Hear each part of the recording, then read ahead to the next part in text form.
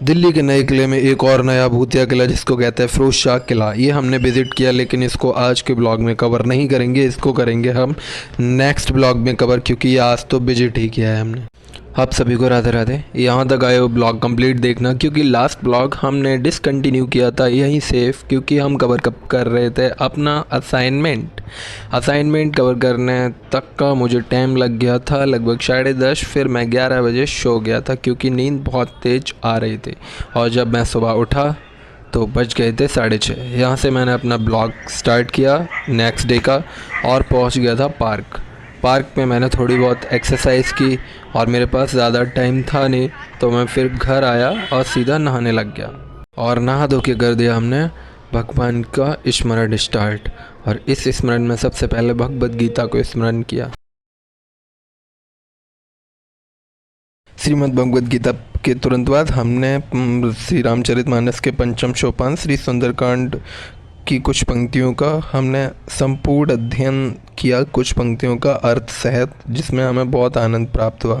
खैर, फिर हम उसके बाद अपने पेट पूजा में लग गए, थोड़ा बहुत नाश्ता किया क्योंकि मुझे भूख लग रही थी, लगभग 9 बज गया था। फिर हम आ गए अपनी टेबल पे। हाल देखा तो इतना गंदा हो रखा था, रात को सब चीज़ें बिखरी पड़ी थी चारों तरफ। तो मैंने सोचा सबसे पहले इसी को सही से रखा जाए ताकि थोड़ा मोटिवेटेड हो जाऊं, क्योंकि ऐसे गंदगी में पड़ूंगा तो अजीब सा लगता है। इसलिए बिखरी चीज़ों को हमने व्यवस्थित करने लग गए। सारी चीज़ें उठा के इधर टेबल पे रखी, फिर उसको पोंछा, फिर मैनेज करके एक के ऊपर एक क्रमशः रखी, जो जैसी जहाँ रखनी थी। खैर, आपको बताऊँ, आज मैंने ब्लॉग में बहुत ही इंटरेस्टिंग चीज़ ये कवर की है कि मैंने अपना जो टेबल पर बैठने का टाइम है उसको बहुत ज़्यादा बढ़ाया है। मतलब मैं वो बंदा जो 30-35 मिनट बैठता था, अब मैं लगभग 1-1.5 घंटे 2 घंटे का एक स्लॉट रखने लग गया हूँ।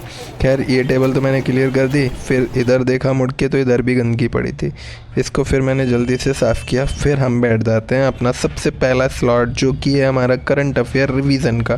करंट अफेयर रिवीजन में मुझे आज बहुत टाइम लगने वाला है, क्योंकि उसका रीज़न मेन ये है कि मैं आज पूरे महीने का करंट अफेयर रिवीजन कर रहा हूँ। क्योंकि अगर करंट अफेयर रिवीजन में आपने ज़रा सी भी डील दी तो सारा करंट अफेयर रिवीजन ना करने का आपको हर्जाना ये भुगतना पड़ेगा कि सब दिमाग से गायब हो जाएगा, क्योंकि करंट अफेयर में हर रोज़ नए इवेंट्स आते हैं और नए इवेंट्स को आपको रटना नहीं है। हमारा करंट अफेयर का रिवीजन तो ख़त्म नहीं हुआ, लेकिन हमारे लिए ये आ गए हैं सूद फेनी। तब तक हम ये खाएंगे और करंट अफेयर का रिवीजन भी करेंगे। कितने ही मज़े आते हैं जब कुछ स्वादिष्ट सा मिल जाए जीभ को, और दिमाग भी अच्छा काम करता है ऐसे में। खैर, हमारा रिवीजन तो चल ही रहा था और मैं सारी चीज़ों के 1 to 1 रिवाइज़ किया, और रिवीजन करने में मुझे लगभग 1.5 घंटा लग जाएगा, मुझे लग रहा है ऐसा। खैर, उसको भी देखते हैं। सारा रिवीजन कर रहे थे जो भी था पहले। अभी हम स्टैटिक इन्फॉर्मेशन ज़्यादा कवर करते हैं। करंट अफेयर का रिवीजन ख़त्म करने में हमें इतना टाइम लग गया क्योंकि आज मैंने पूरे 1 महीने का रिवीजन ख़त्म किया था। अब हमें अपना करंट अफेयर का सेशन कवर करना है, तो हम लेने चलते हैं बॉक्स कनेक्ट करके। ये हमने लिया बॉक्स और हम चल दिए, अब इसको कनेक्ट करेंगे और फिर करंट अफेयर का सेशन स्टार्ट करते हैं। Welcome to MNZ music Bluetooth ready to connect. Current affair revision के बाद हमने नया सेशन स्टार्ट किया है करंट अफेयर का। करंट अफेयर की क्लास ले रहा हूँ। द हिंदू का जो सेशन है उसको एनालिसिस करके पूरा कवर कर रहा हूँ थ्रू वीडियो। जो चैनल आपको मैंने बताया था, सौरभ पांडे UPSC करके बहुत अच्छे एनालिसिस देते हैं, स्पेशली साइंस एंड इन्वायरमेंट को लेके। खैर, सारी चीज़ें कवर करते हैं, लेकिन साइंस एंड इन्वायरमेंट में ज़्यादा फोकस करना इसलिए ज़रूरी है क्योंकि थोड़ा बहुत वीक पोर्शन अगर किसी का हो तो वो हेल्पफुल रहता है। खैर, मैं करंट अफेयर सेशन कवर कर रहा हूँ। आप लोग तब तक वीडियो को लाइक और शेयर कर दे रहे हो, ये मेरे लिए बहुत मोटिवेटिंग फील होता है। जब भी आप लाइक शेयर कमेंट में ज़रूर मेंशन करें अगर कोई भी सजेशन हो आपको। हमने अपना करंट अफेयर सेशन कवर कर लिया था, और करंट अफेयर का सेशन कंप्लीट करके हमने 1 आवर ब्रेक लिया। दिमाग एकदम सीज हो रहा था, और फिर उसके बाद हमने लंच करा। After taking lunch I am here for another class और अनदर सेशन। वो हमारा होगा CSAT का। भी हमें CSAT का सेशन कवर अप करना है, और वो लगभग 1 से 1.5 घंटे तक चल सकता है, 2 भी चल सकता है। चलो ठीक है, स्टार्ट करते हैं। Aspirants, those are from the humanities backgrounds, it becomes sometimes very hard to cover CSAT portion because it's not the a matter of humanities student, but you have to cover it because you are going to appear in the examination of CSE, Civil Services Examination. That's why everything is compulsory. You can't even left one thing for your sake, but you have to cover it for the sake of UPSC, so please cover it. तो अभी मेरा अभी session चल रहा है set में हमें ज़्यादा टाइम लग गया था, खैर इसको भी हमने कवर कर दिया था। का सेशन तो ख़त्म कर दिया, लगभग 2 घंटे लगने थे और वो लगभग 2 ही घंटे लगे, थोड़ा बहुत कम ज़्यादा। अभी मैं अपना जो वीडियो आज एडिट किया था, कल वाला ब्लॉग, वो आज एडिट करके अपलोड कर रहा हूँ। वो वीडियो अपलोड हो रही है, ये वीडियो मैं अपलोड कर रहा हूँ। 2 GB बता रहा है, अभी टाइम लगेगा इसमें। ये रहा। तो अब नेक्स्ट स्लॉट हमारा रहेगा गांधी की रीडिंग करना है। इनका ऑटोबायोग्राफी थोड़ा बहुत बचा है, जो भी उसको ख़त्म करना है जल्दी से। लगभग 2-3 दिनों में ख़त्म कर दूंगा, क्योंकि मैं डेली 10 से 20 या 30 पेजेस ही पढ़ता हूँ।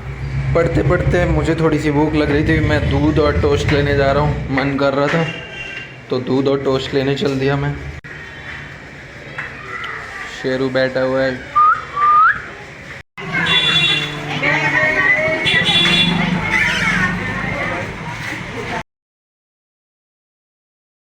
अंडरस्टैंडिंग गांधी में हम पढ़ रहे हैं गांधी जी की ऑटोबायोग्राफी में एक्सपेरिमेंट्स विद ट्रुथ। इसी के साथ हमने कई पोर्शन इनके कवर किए कहानी के।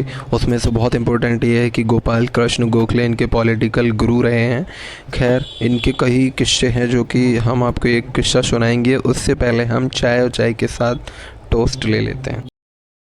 हम अपनी ज़ुबान को स्वाद दे के हम फिर गांधी के स्वाद की बातें करने लगे। जब गांधी साउथ से लौट के आए तो गोपाल कृष्ण गोखले ने एक पार्टी ऑर्गेनाइज की, जिसमें जो भी चीज़ें थी वो सब गांधी के मन पसंद की थी।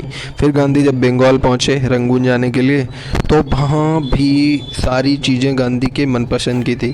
क्या आपको ऐसा होता है कि आप कहीं जाएं और आपकी मनपसंद की चीज़ें हो? खैर पता नहीं, लेकिन गांधी के जीवन में तो मुझे नींद आ रही थी, सो मैंने मुंह हाथ धुला और अब फिर से एक और नया स्लॉट लगभग 2 घंटे का निकालूंगा। अगर आपको भी ना अपना स्टडी टाइम बढ़ाना है, तो सबसे बड़ा वो ये कॉज बनेगा स्टडी टाइम बढ़ाने में, कि तुमको ये करना है बस कि एक बार बैठो टेबल पे, तो कम से कम 1 से 1.5 घंटे बाद ही उठो। ऐसे ही आपका स्टडी टाइम इंक्रीज़ हो सकता है, अदरवाइज़ धीरे धीरे बढ़ता ही नहीं है। अब हमारा जो नया स्लॉट है वो नया स्लॉट होने जा रहा है NCERT का, क्योंकि इसकी रीडिंग तो मैंने ख़त्म कर दी। इसमें आज बहुत टाइम लग गया, क्योंकि पता ही नहीं लगा कैसे टाइम जा रहा था। मेरे प्रिय दर्शकों, आपके सामने नया स्लॉट पेश है हमारा NCERT का, जिसमें लोअर पोर्शंस की बुक्स हम अभी पढ़ रहे हैं। खैर, रीडिंग गांधी के बाद हमने लगभग 1.5 घंटे का ब्रेक लिया, क्योंकि शाम हो गई थी और वो समय था संध्या का। और संध्या का समय होता है भजन का, और भजन का समय हम पढ़ाई में दें ये उचित नहीं था। खैर, हमने थोड़ा बहुत मेडिटेशन भी किया ताकि दिमाग को शांत कर सकें। ध्यान किया, राम का नाम लिया। That is the good way to make you consolidated at the moment और at the moment you want. खैर, अभी NCERT का स्लॉट हमारा लास्ट स्लॉट होगा, क्योंकि इसके बाद मुझे सीधा सोना है। टाइम 10:30 हो गया था, बहुत टाइम लग गया था रीडिंग NCERT में। इसको हम कवर करते करते लगभग हमने 3 से 4 चैप्टर कवर कर लिए थे with short notes. After finishing my slot of NCERT and I covered 3 chapters of NCERT within 2 hours 30 minutes maybe or less than that what I covered, and totally I am exhausted after spending 9 hours and 16 minutes to the study of today. And I would also say and request to you that please come out of your comfort zone. If you are coming out of your comfort zone, then you can prove yourself whatever you are. You have the potential to do anything, whatever you decided. Suppose you have make up a mentality that you can do anything, means that you would do anything. You will, only the you would do, because you have decided to do, so you will do. So it is the only thing that I want to say to you, that please follow your routine that you have decided, and it's goodbye. Take care of yourself and try to come out of your comfort zone.